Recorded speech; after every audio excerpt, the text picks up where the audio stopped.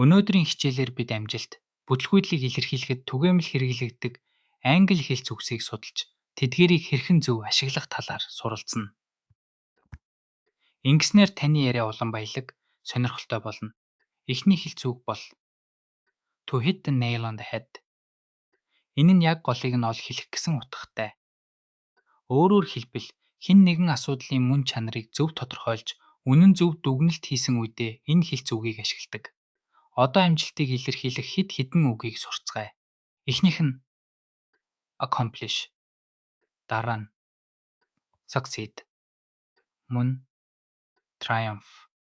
Энэ ярианд to hit the nail on the head болон to be on top of the world гэсэн хоёр хэлц үгийг ашигласан байна.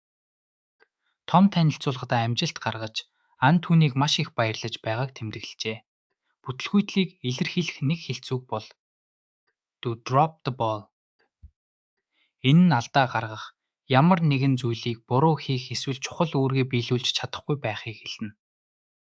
Хэн нэгэн хариуцлагагүй хандснаас эсвэл анхааралгүй байдлаасаа болж асуудал үүсгэсэн үед ашиглана. Одоо бүтэлгүйтлийг илэрхийлэх үгсийг үздэцгээе. Үүнд fail, mistake болон mess up гэх мэт үгс багтана. Эдгээр үгс нь амжилтгүй байдал, алдааг илэрхийлэхэд хэрэглэгддэг. Энэ жишээ ярианд drop the ball гэсэн хэлц үгийг хэрхэн ашигласныг харж болно. Марк багийнхаа алдааг тайлбарлахдаа энэ хэлц үгийг хэрэглэсэн байна. Энэ нь болгоомжгүй байдлаас болж амжилтгүй болсныг илэрхийлдэг.